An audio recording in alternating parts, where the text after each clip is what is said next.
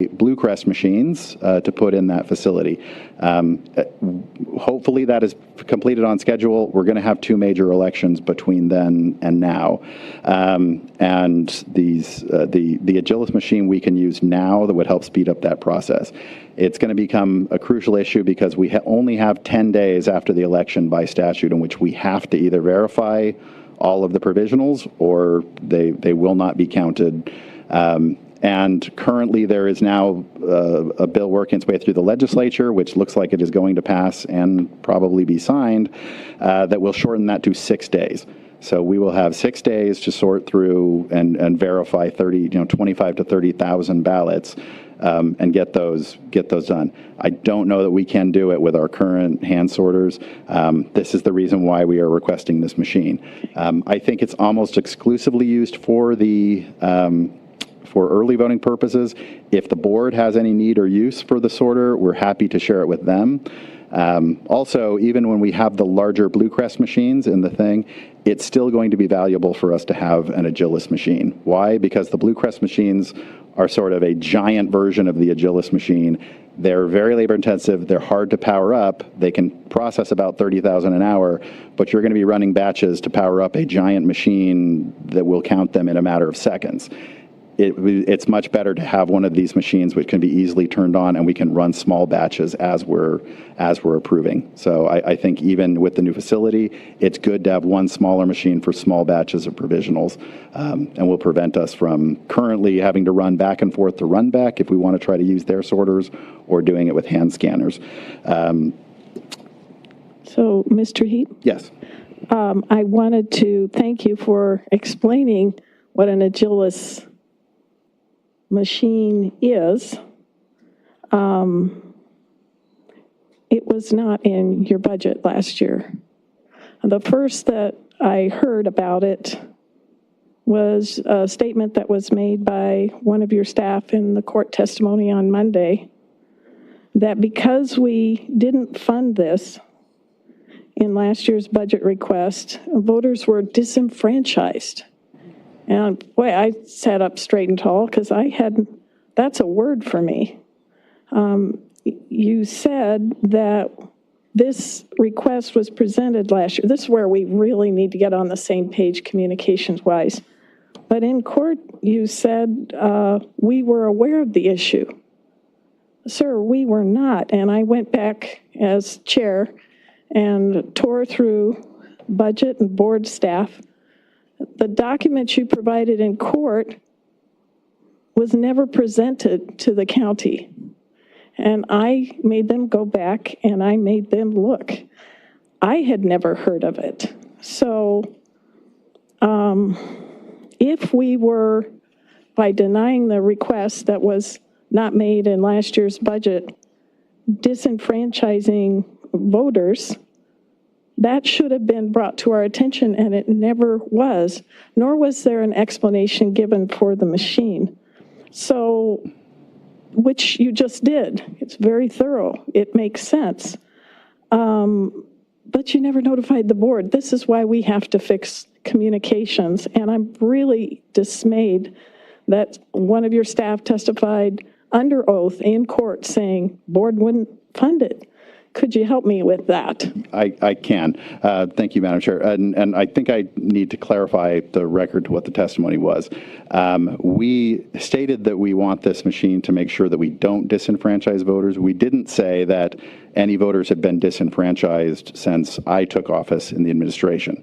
So there was some testimony that because of the limited time frame we have, that in prior administrations, this has been a problem, and that was one of the reasons why we wanted this machine.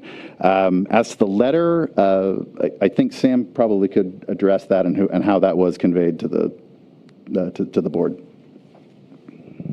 Yes, so the Agilis machine was part of our request last year to use HAVA grant funds to purchase the machine, and that was declined.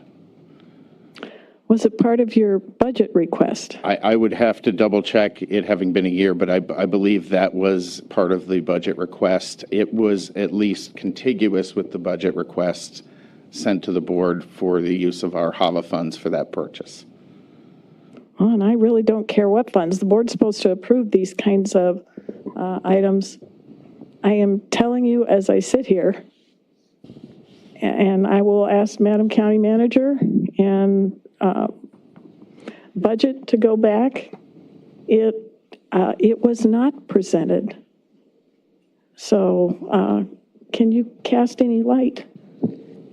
Yes, Madam Chair, members of the board, the Recorder's Office presented the Agilis scanner in their budget brief for request.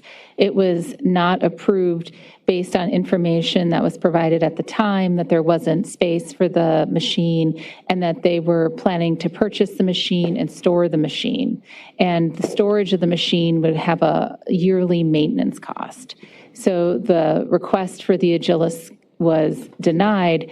However, to your point, my recollection and the Office of Budget's recollection is there was no mention that not providing the machine would cause any disenfranchisement of voters.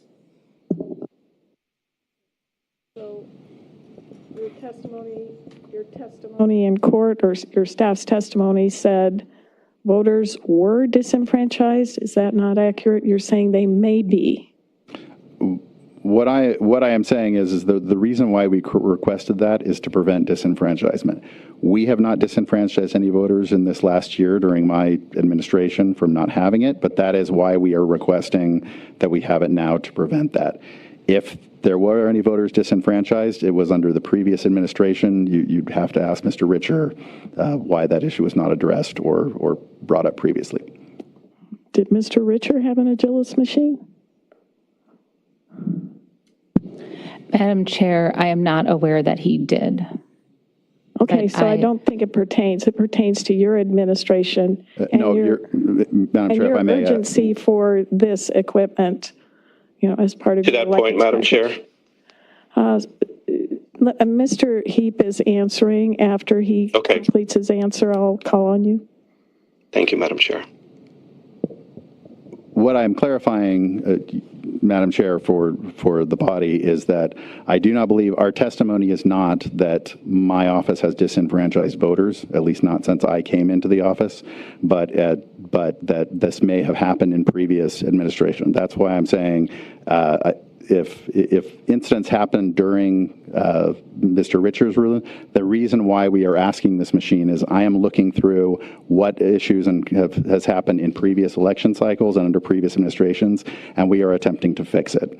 And I think this is the best way that we can address that. If we have the machine, then we can, even with the new 6-day timeline, it should not be a problem, and we won't. Even if we don't get it, it will be a difficult thing. We will have to massively shift a lot of posts, but I'm committed to make sure that no one is disenfranchised in the future either. But this would be addressed. I know that we did present it. I don't know whether we spoke or used the word disenfranchisement. I do know that our team met with the chiefs and the budget department. We laid out exactly what we would use this for, just as I have with you. We were actually surprised when it was rejected because we'd given a good case for it. Thank you. Supervisor Galvin. Justin, was the board not appropriating the Agilis machine last year at disenfranchisement of voters? I don't believe I ever claimed that. No, I'm asking you now. No voters were disenfranchised last year because the board didn't approve the Agilis machine. Thank you. Madam Chair. Mr. Stewart. Thank you. As it relates to this budget request from legislative monies, first, thanks for going and getting money from the legislature for our service. I appreciate that. I think some of these ideas can bring some innovation to what we're doing with the board. I heard earlier, you're talking about staffing to provide better service for improving records retention, as well as some software and things like that I think will help improve those things. So I'm seeing sort of a trend here of bringing innovative ideas to the recorder's office to provide better customer service. And since you basically went out and found your own money, as you know, our budget's tight, these items would help you do those things better? Yes. Okay, thank you. Thank you. Why don't you continue, because I think there's some questions on items further down. Sure. We're asking for a small fee for, I think, multimedia software and equipment. I'm sorry, it slips me for which things? Oh, yeah, that relates to the training software that we'd like to build out for that. But the largest measure on there is 440 enhanced early voting site books. The reason why we are requesting this is, again, we don't want this to come out of funds, so we're proposing to use our legislative monies. We currently use, the board currently uses site books for checking in of voters. We would like to purchase our own site books and provide enhancements to them. One of the biggest things that we can improve is by adding statuses to the site books that are there. So as it currently stands, when someone comes and signs in with a site book, if their status is in any other status than an active voter, such if they're in a suspended status or because of failure to provide DPOC or things, they simply will not appear on the site book. And they'll be directed to file a provisional ballot, which increases the number of provisional ballots. We would like to have those site books, have them access and add additional statuses so it can provide, so when a voter is rejected because they don't pull up for one of the various statuses, whether it's failure to provide DPOC, cancellation, ER, that will actually bring them up. It will tell the person exactly this is why you are not doing it. They can still then file a provisional ballot, but it will come to us telling us exactly why they're filing a provisional ballot. It will give the voter also information on what they need to do to make sure that provisional ballot gets accepted. So these would be new site books. And in this case, again, it's a little in flux where we are, but when it comes to at least the early voting location, previously the board has indicated that they do not intend to share county equipment with us if that is awarded back to us. So we are going to use some of these monies to purchase site books in case we need that equipment to run the early voting locations. However, I've always been clear that I understand we are a cooperative partnership, so we are happy to share these additional site books with the election department. We will help to program them and set them up, and the board and staff can use those both on election day or whichever part. I think this will be helpful in a couple of different ways. We are putting in, or trying to put in this time, there's going to be a second voter line for voters to come in. And the purpose of that second line is to have people, rather than simply drop something in a drop box, but to actually be directed to a second line if they'd like to. They can go up, show ID. If their ID is verified through the site book, we can stamp that envelope ID verified, and it does not have to go through signature verification, which is better for everyone. We'd rather have ID than SigVer, and it would save us a lot of time. That's something that was put in by the legislature. We are going to be trying to put it in this time. I haven't seen their proposed budget, but I don't believe the election department has asked for any additional site books for that second line, which means they'll be using one site book.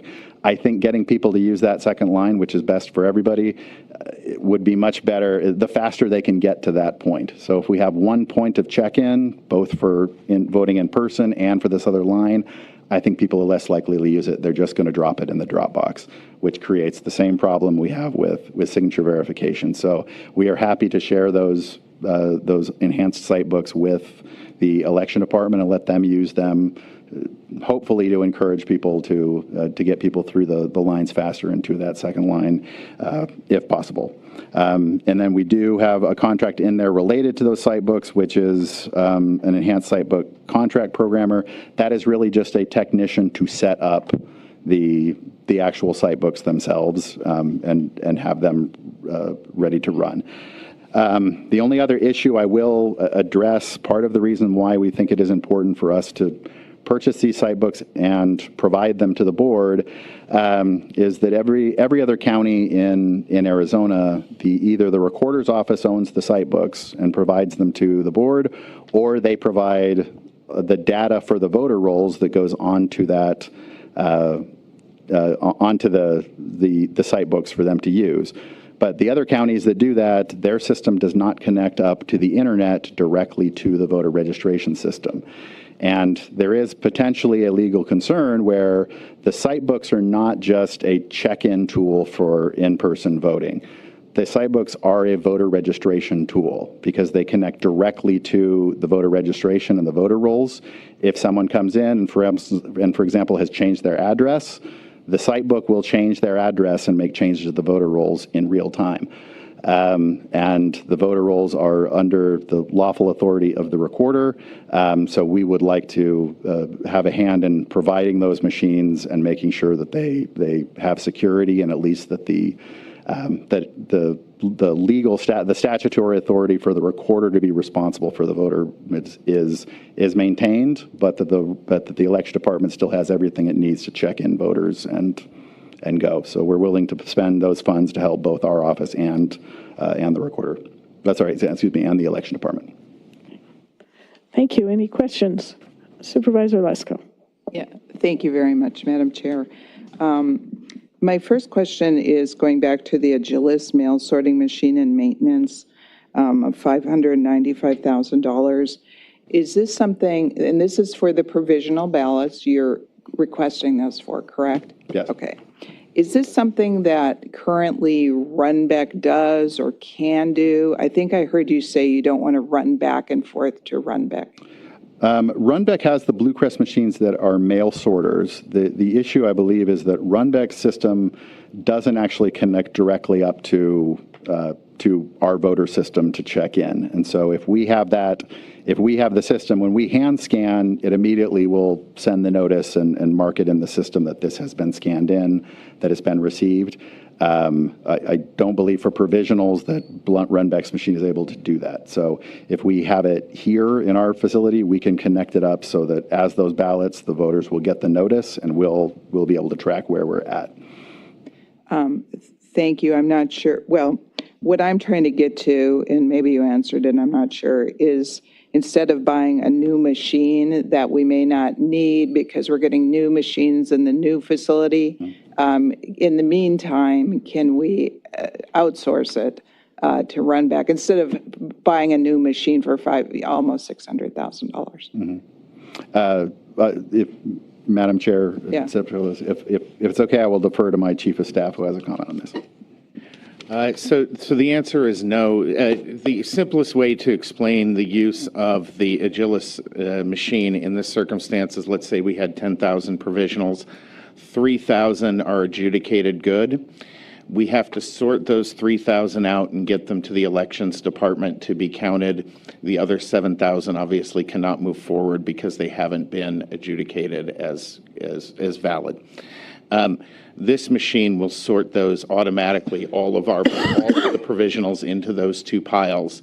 And it's able to do that because it has access to our voter registration database and to the Arrow system where we have already dispositioned that provisional in that system. So it has to be connected to the system to disposition it correctly. Thank you. Madam Chair, and if I can add something, look, we did, because we do know that eventually the plan is to create a new voting center and to buy additional machines. We did look at other options. Namely, we looked, can we just lease the machine from Runbeck? Runbeck told us no, they cannot lease us a machine. They will sign a contract to provide maintenance for us, which we included in this to make sure that the machine is running, but leasing the machine was not an option. Okay, thank you. And next I want to talk about the 440 enhanced early voting site books. And I know you explained why you want them, because you want to modify them. If please confirm I'm listening to this right. You want to modify them so that it can tell the voter why they were rejected so they can correct it or whatever. Is that what you said? Right. We want to add additional statuses in there that it can report on. Gotcha. Now, is this contingent on only if the court says that you take over early in-person early voting? Because why would you need them if you don't take that over? Well, look, I think the matter is up in the air. I think that in one case, I think it's important for us to be the party providing those to the election department. And I'll tell you the reason why is, as I said, really the site books are VR tools. They let you make changes to the voter rolls through that system. It is a current legal problem if we don't have an agreement with the board that the board's employees can now access the voter rolls and make changes through the site books. So this is why all the other states, all the other counties, either the recorder owns the site books and provides them to the election department, or they own the machines. The recorder provides the data that goes on to those machines. But to be quite honest, we're not sure what is. I mean, I'm confident in the outcome of the court or what will happen, but we need to make a decision. I think this is the best case use. I think the board needs more if we're going to implement the second voter line, which is better for everybody. But also, and maybe the board has changed its position, but previous statements from the board is even if we are given back some, that they're not going to share equipment and we're going to have to purchase equipment anyway. So we think it's a good use of our funds to go ahead and offer to purchase these machines now, but offer to share them regardless of what the outcome is. Yeah, and thank you, Madam Chair and Recorder Heap. I think we need to discuss this further, because even though this is coming from the legislative, the state, funds that you receive, the $4 million you receive from the state, it's still taxpayer dollars. So I'd hate to duplicate, right? The elections department has these site books that are paid for by taxpayer dollars, and then you have, site books, and it seems like who's in control of it type of thing. It's like a battle of who's in control. And, I do wish, and I have always wished that we could settle this.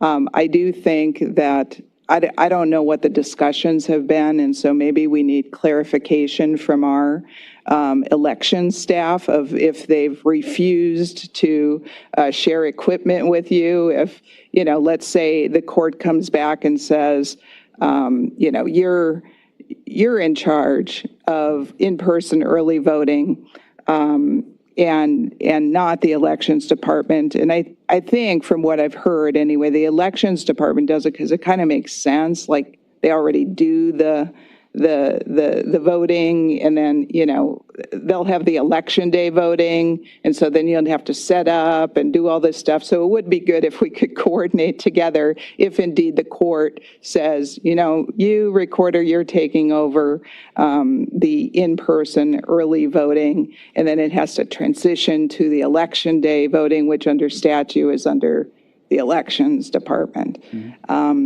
I don't know, Madam Chair and Madam County Manager, do you think that would be a good idea to see if, I'm kind of curious if our staff said, no, we're never going to share anything with you.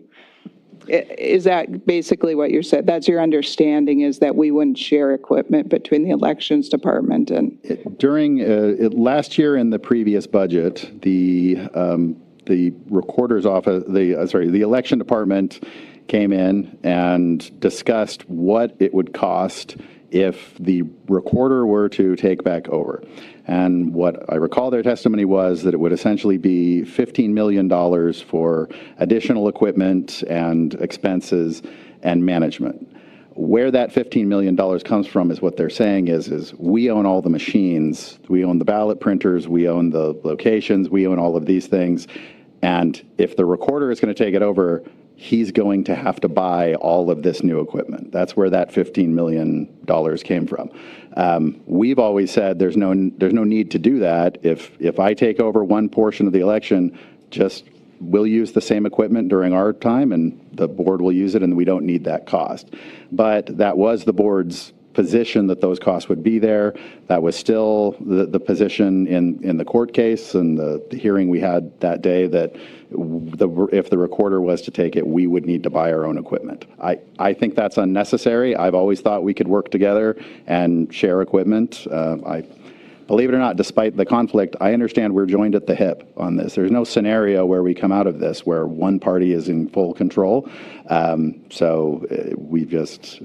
We just need some clarification on some issues. So that's where I'm getting that. Thank you, Madam Chair. And Madam Chair, if it's allowable, I would like to ask the county manager if she thinks it would be advisable for our staff, our election staff, to address this question. Or Madam Chair, Madam Vice Chair, I can just add briefly that I believe the testimony that Recorder Heap is referring to was just a question that was directed to the staff, and that was given as a worst-case scenario.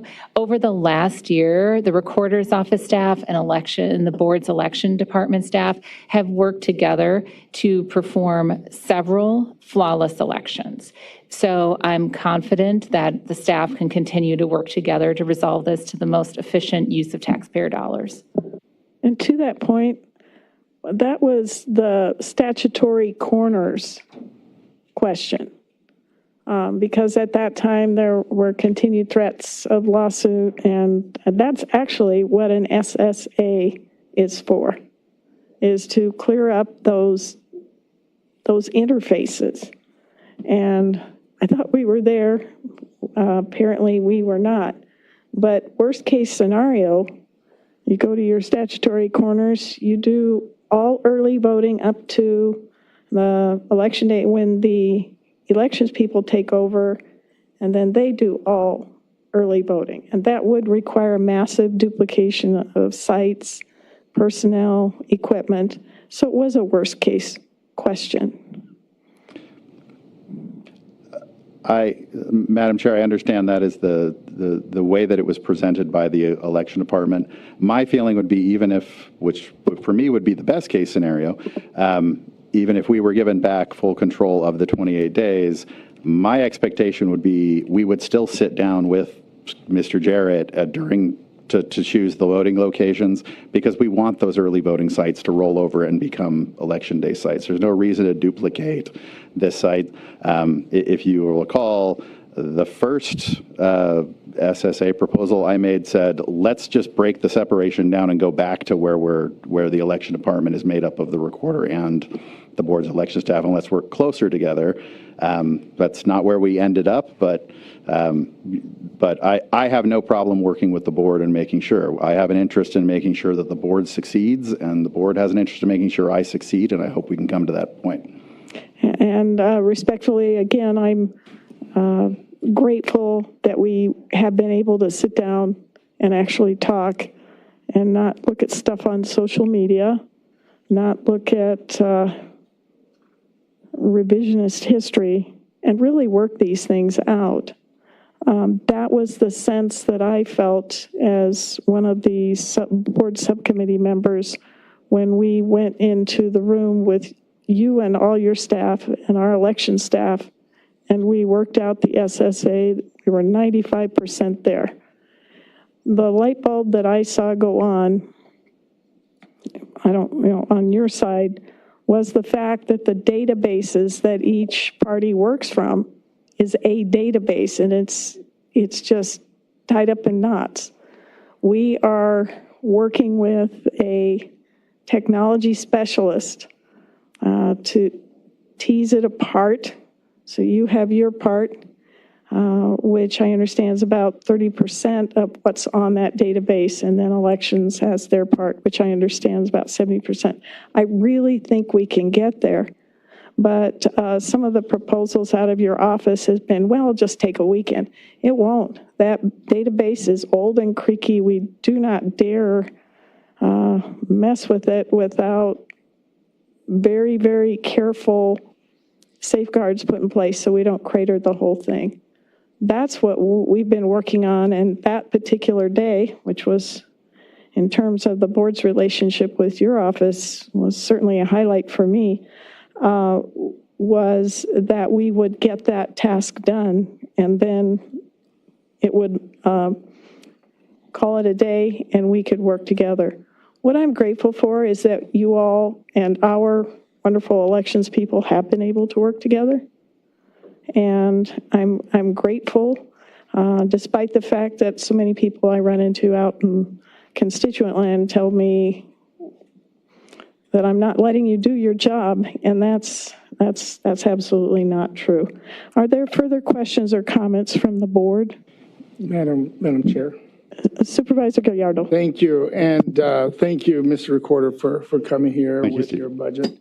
I was debating to bring this up or not, but if I don't, I'm going to kick myself as I'm going home, because it's truly important. And I appreciate the comments you just made, because I do think it is a partnership. It really is. Both sides have stake in it. We want to see you succeed, as well as I'm sure you want us to succeed, at least on the election side. It is a partnership.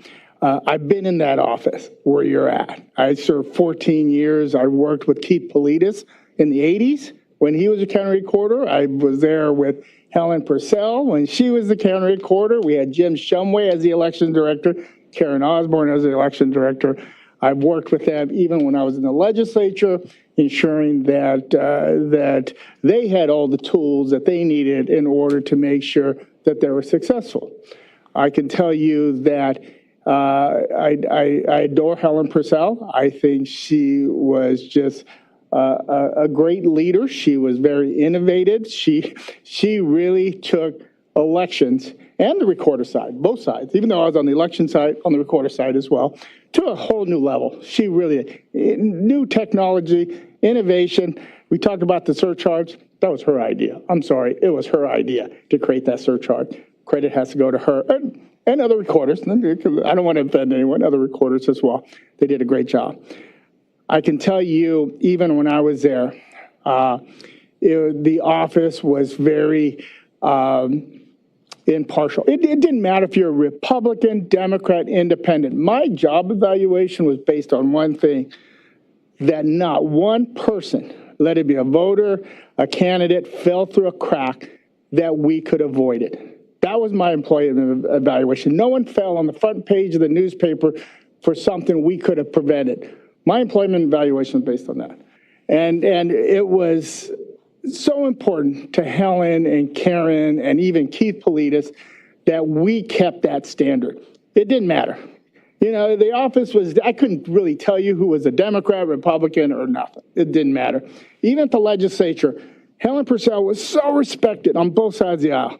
If she came in, it was so funny, anytime there was a bill in the legislature, I think some of you all would remember, anytime there was an election bill, it didn't matter, Republican or Democrat, everyone thought, where's Helen Purcell? What does she think? Everyone wanted to know where Helen was at, because she was so highly regarded in elections. And if she came in and said, we need to do this, we need to provide $4 million for technology, it was done. No questions asked. There was so much faith and confidence in what Helen Purcell was doing. And that was the standard she had. Now, during this whole, and I've been quiet, Madam Chair, I'm sorry, give me some time if that's okay. This whole presentation, I've heard the terms better customer service, fairness, I've heard not disfranchising voters, I've heard innovative solutions. These are the terms I've heard in everything that was requested. And that's great terms. But you stop and look at what I've seen, not only on social media, but people in your leadership staff. I want to get right down to it. This is what's been posted. Okay, we want to talk about fairness. We want to talk about, impartial. Let's talk about it. The utter dishonesty of elected Democrats make me sick. These people are no longer adversaries. They are enemies of truth, liberty, freedom, and the American way. I'm a Democrat. I don't think I'm an enemy of truth, liberty, freedom, or the American way. This is coming from your leadership staff. How are Democrats supposed to feel with the confidence of the office when they're reading this? Here's another one. Amazing how historically illiterate you have to be to vote for a Democrat. Someone from your leadership office, your leadership team, who's supposed to be encouraging voter participation, not picking sides, but encouraging it, helping people understand the process and getting involved. However, a person in your leadership staff, and I'm not talking a rank and file employee, I'm talking leadership staff, is making that type of statement. We all have to pick sides in this upcoming civil war. I don't know what that's supposed to, that was in regards to the current political environment. Lots of Democrats have, in violation of their oath, should be tossed out of office. To be honest, we probably have members on Republican side too that probably have violated their oath. But these comments continue on and on. Democrats have spent the last 9 months denying elections and claiming every yo-yo conspiracy on the planet. These are comments coming from your leadership team. So when you start talking about fairness, when you start talking about being impartial, how are voters expected to have confidence in your ability to run elections when your leadership staff is saying this stuff? This is disgraceful. I have been here 10 years, and I have worked with so many countywide elected officials. I have never seen anyone in this county in a leadership position put out this type of statement. Never. I don't care who they are. I've seen so many countywide elected, from sheriff, county attorney, assessors, treasurers, clerk of the court, school superintendent, and even recorders. No one has had leadership that has put out this type of statement. We should be doing our job of servicing all of Arizona voters. It doesn't matter what political party they are. It doesn't. When I was there, if I was there and I put out this statement, Helen Purcell would have fired my ass. She would have, because she knew it was wrong. I know better. I know the importance of that office. The recorder's office is much different than the other offices, because you're serving the voters. I've always said this: disenfranchise one voter, you disenfranchise one too many. These are the types of comments that disenfranchise voters. Who the hell wants to go to your office for help knowing that your leadership team is saying this type of stuff?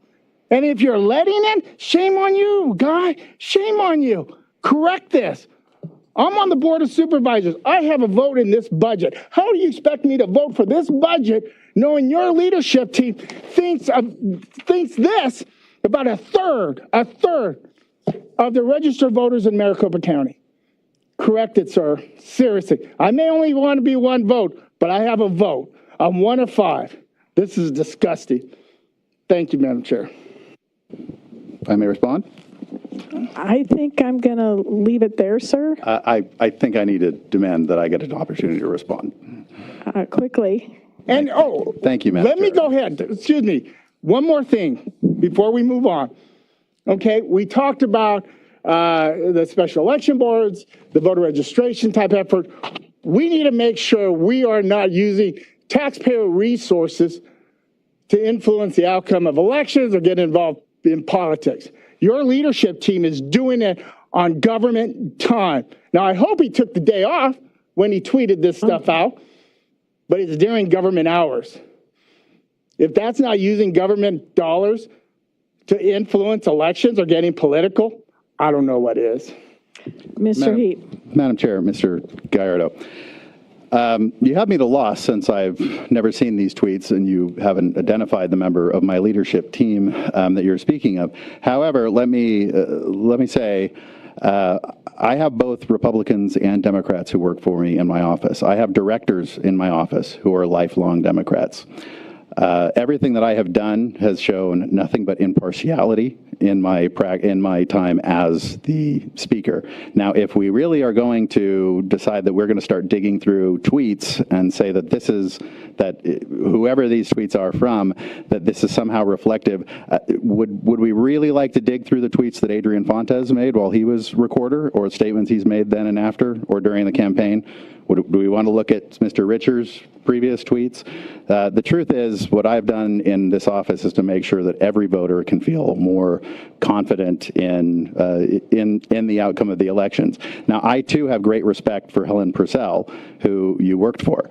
Now, the issue is, and where the ultimate reason why we are in this fight and why I have been fighting the board so hard, is not about personal ego for me.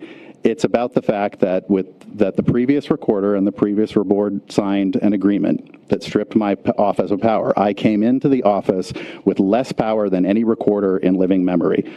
To that And point, Madam Chair, Justin and I am Heap now is still dealing literally with that. lying. We're Just a dealing minute, with the fallout. Supervisor, Justin just a Heap is minute. literally lying. I was going to stay quiet, but this guy just Supervisor continues to Galvin, would you lie please hold? over and over again. Please hold. These systems and databases that we're talking about were built by Helen Purcell. They were built by funds from the recorder's office using our own staff. They were simply transferred to the control of the board. We have built these softwares and systems. I am trying to protect the dignity of my office. It's not a personal battle for me to win some, contest against the board. It's that my office is the injured party in this case. And so far, we've been unable to do the injury in that.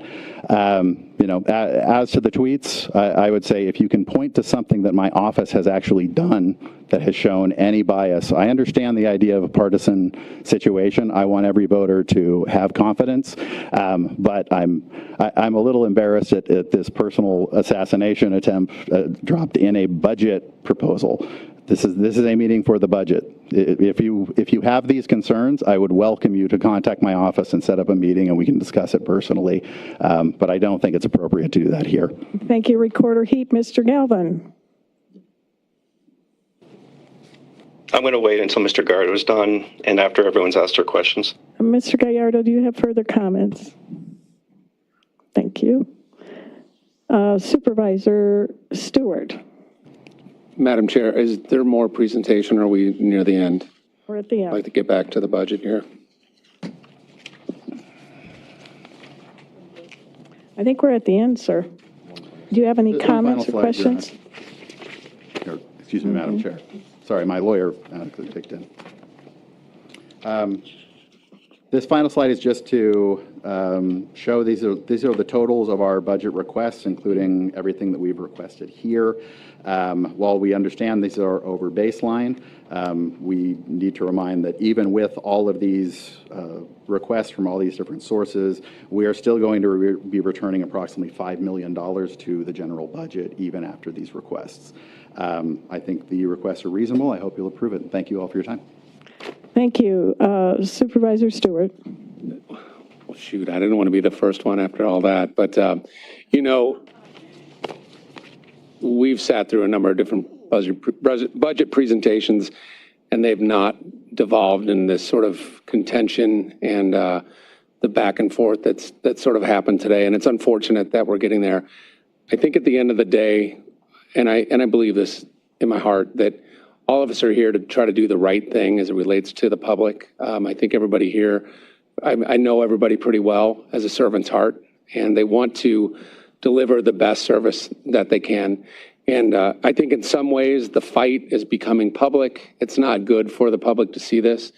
We are supposed to be quiet, diligent servants to do a job, right? And that's to perform the elections, to fund the sheriff's department and the county attorney's department so that they can keep our streets safe, et cetera. It doesn't need to come into these discussions like this where we're kind of butting heads. I get it. There's egos involved at all levels of government. And at this time, those need to be put away. And we need to get the job done that we were elected to do, that you were hired to do, so that we can put our best foot forward into 2026 and 2027. I'm an internal optimist, right? A pragmatic optimist. I know I can look at this from the outside and see what's happening, right? I'm communicating with your office. I'm communicating with our office about solutions to provide that best-in-class service. For whatever reason, we can't get to an agreement on what that is, and now we're in court, which is the last thing that I think any of us wanted to be in.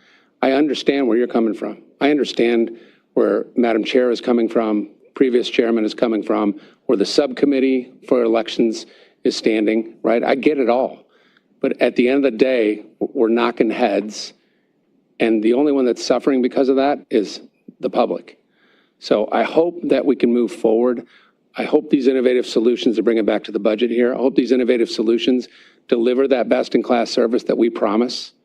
And kudos to you for getting the funding from the legislature to hopefully make some of those things happen. I've gone through the SIGVAR process. I've gone through that training. It's incredible. I think it's valuable. That is a check in the good box in my book.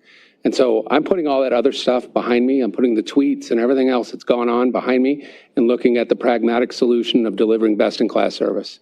We're getting closer, okay? So let's try to put all that in the rearview mirror if we can and move forward. And that's all I have to say, Madam Chair, and thank you. Thank you. Mr. Galvin? I had a lot of questions I was going to ask regarding the presentation because the presentation was very weak on facts and metrics, and we're really big on facts and metrics. So what I'm going to do in the interest of time is send a letter to the recorder with the questions I had on this presentation, which I also might add was the last presentation to arrive in our desks. The Madam Chair made a good point earlier this meeting that it's important for us to get these presentations as early as possible. And I was thinking maybe that the recorder was last in getting us a presentation because it's going to be very full, voluminous packet, but it wasn't. It was very light and thin. So I'll just send in a letter with the questions that I had in the interest of time. Secondly, I do have concerns about this new voter signature verification process. I don't want it to be a disaster. Sometimes I fear it's a looming disaster. I am concerned that a lot of people who legally and validly voted last November saw their ballots be rejected for arbitrary reasons. We don't want that. Obviously, no one wants fraudulent ballots to go through, but I haven't seen or heard of any fraudulent ballots being referred by the recorder's office for criminal investigation. So if those ballots were not fraudulent, then what happened there? Also, secondly, this claim that they were quicker in signature verification comparing the ballots to 2024. We had 2 million ballots in 2024. We only had 700,000 ballots in 2025, so you really can't compare. And also the Board of Supervisors had to come in and help the recorder's office because they had fallen behind, which is fine, because when we need help, we're going to ask them for help as well. But, I think also my colleague from District 5 made a passionate argument about things that upset him, and I wish that the recorder met him halfway and either A, apologized, or B, promised to look into it and resolve it and address it. Comparing yourself to Adrian Fontes, I'm not sure if that's a good idea either. The recorder constantly invokes his predecessor, but he's been in office now for over a year. He can talk the talk, but we need to see him walk the walk. And I agree with my previous colleague who says that we want everyone to succeed. And it was really unfortunate, though, to see the recorder's office spend the last year engaging in political games, lying about a lot of different things and not concentrating on the task at hand, which is the reason why they seem to be careening from one disaster to another month by month. And then the recorder even had one of his staffers go out and face the music and face the TV cameras instead of doing it himself when they sent out 83,000 erroneous letters. I'd like to see the recorder step up and take accountability, because I know for sure the Board of Supervisors, we do that when we have to and we should, and that's leadership. And what's also unfortunate is that just a week ago, the recorder and his office were blaming the Board of Supervisors for an IT issue that had popped up, but it wasn't that big of an issue because the recorder himself was down at the state capitol enjoying the ceremonies and festivities on that same day. So if you want to talk about cooperation, if you want to talk about meeting people halfway, you got to walk the walk, you got to talk the talk. I'm very concerned about this proposed new signature verification process because, frankly, I don't want, for example, a young man who just registered as Republican and wants to vote for the first time having his valid ballot rejected by Justin Heap. Thank you, Madam Chair. Thank you, Supervisor Galvin. Closing comments. We are in court because you fired all your attorneys and hired an attorney outside the statutory process and sued us. And I've said right along, two parties can agree if they both want to, but not if one of them doesn't. Your automatic response to questions is to deflect, shift the blame, put line staff out in front of the camera to explain, and then go to each member's district and spread disinformation. I'll call it that. I think my colleague from District 5 makes a good point. The recorder should be nonpartisan. The recorder should expect his staff to be nonpartisan, especially on company time.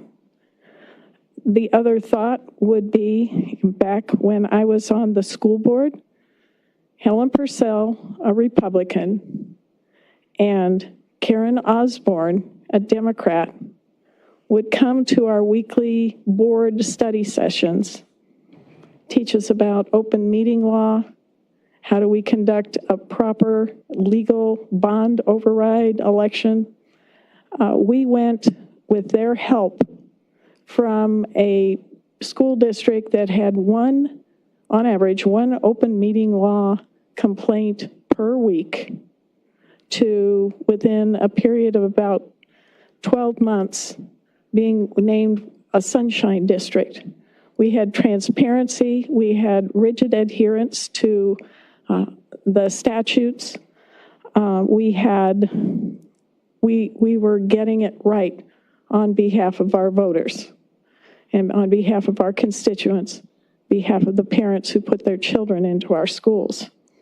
I am encouraged by your comments to say we need to work together. You're right. We need to be partners. You're right. The judge wants us to be partners.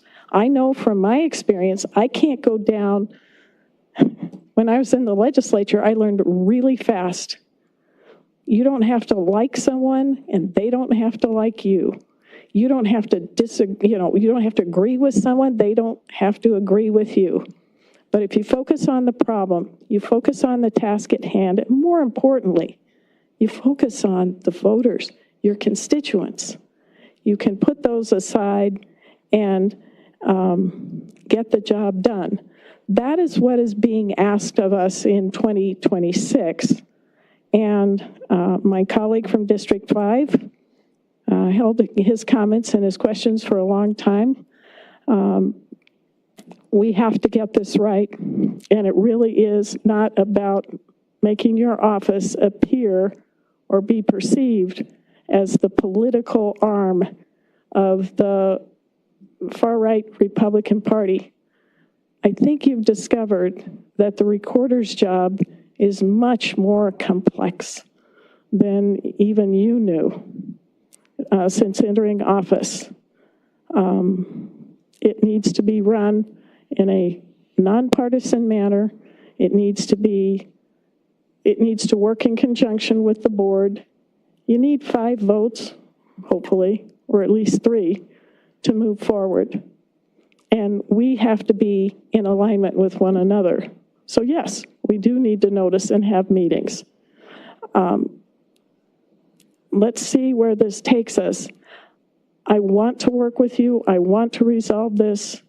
I wish I had the faith and the trust that is needed to do that, because I have been let down by your office more times than I can count. I'm willing to go back to work. I'm willing to go back to work for the voters. But that starts with transparency and answers to questions on your side as well, sir. Thank you.